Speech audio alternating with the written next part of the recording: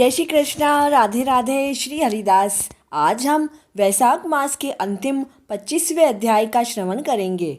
श्रुति देव जी कहने लगे, हे राजन, वैशाख शुक्ल पक्ष के अंत की जो 3 तिथियां पूर्णमासी तक है, वे बड़ी शुभ फल देने वाली है। यह तीनों तिथियां पुष्करणी तिथियां कहलाती है। ये पुत्र और पौत्रों को बढ़ाने वाली है। जो कोई वैशाख मास में महीने भर तक स्नान नहीं करता है, उन्हें इन तीनों तिथियों में स्नान करने से ही समस्त पाप दूर होकर संपूर्ण फल मिल जाते हैं।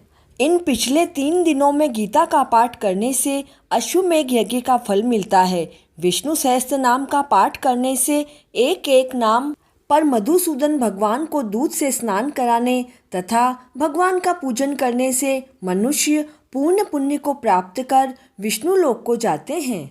प्राचीन काल में वैशाख की एकादशी के दिन विष्णु भगवान ने अमृत उत्पन्न किया था।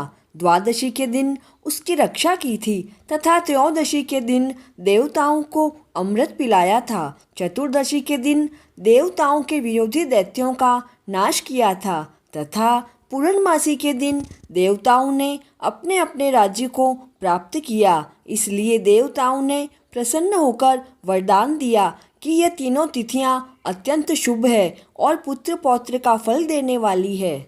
इन तिथियों में गर्म पानी से स्नान करने से 14 मनवंतरों तक रौरव नरक में निवास करना पड़ता है। दान नहीं करने वाले को चांडाल की योनि प्राप्त होती है।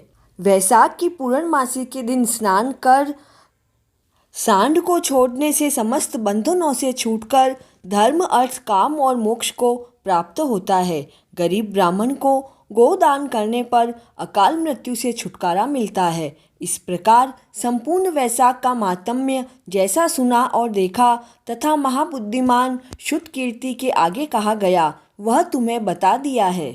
पूर्व काल में कैलाश शिखर पर बैठे पार्वती जी के पूछने पर महादेव जी के कहने पर भी यह कथा पूरी नहीं हो सकी थी। विष्णु भगवान के बिना कोई भी वैशाख मास का वर्णन नहीं कर सकता है। वैशाख मास में दान आदि सत्कर्म करने से ही निश्चय ही मुक्ति मिलती है। मिथिलापति राजा जनक को ऐसा समझाकर श्रुतिदेव जी जाने का विचार करने लगे। उस समय राजा के नेत्रों से जल टपकने लगा। फिर उसने अपनी वृद्धि के लिए श्रुतिदेव जी की विदा हेतु उत्सव मनाकर तथा उन्हें पालकी में बैठाकर ग्राम की प्रदक्षिणा करवाई और चतुरंगिणी सेना को संग लेकर उनके पीछे पीछे स्वयं भी चला। फिर अंतरपुर में ले जाकर वस्त्र, आभूषण, गौ, पृथ्वी, तिल, स्वर्ण आदि सब प्रकार के वैभव उनके आगे रखे और हाथ जोड़कर नमस्कार करके सामने खड़ा हो गया। तब महायशस्वी श्रुतिदेव जी अत्यंत संतुष्ट हो गए और प्रसन्नता पूर्वक अपने धाम को चले गए। नारद जी ने कहा, हे राजा अम्बरीश, इस परम अद्भुत आख्यान को, जिसके सुनने से ही संपूर्ण पाप नष्ट हो जाते हैं तथा सब प्रकार की संपत्ति मिलती है, मैंने तुम्हारे सन्मुख वर्णन किया है। इसी से योग, ज्ञान और मोक्ष की प्राप्ति होती है। नारद जी के ऐसे वचन सुनकर यशस्वी राजा अम्बरीश मन ही मन ऐसे प्रसन्न हुए कि उन्होंने बाहर के सभी व्यापार छोड़ दिए और दंड की तरह पृथ्वी पर गिर सिर से प्रणाम करने लगे। उन्होंने सब प्रकार के ऐश्वर्यवान पदार्थों से नारद जी की पूजा की। फिर नारद मुनि चले गए।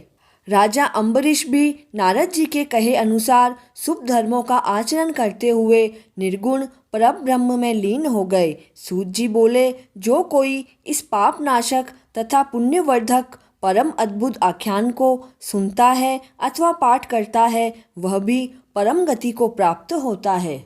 इति श्री वैशाख मास महात्म्य संपूर्णम। भगवान विष्णु सभी पर कृपा दृष्टि बनाए रखें। जय श्री कृष्णा।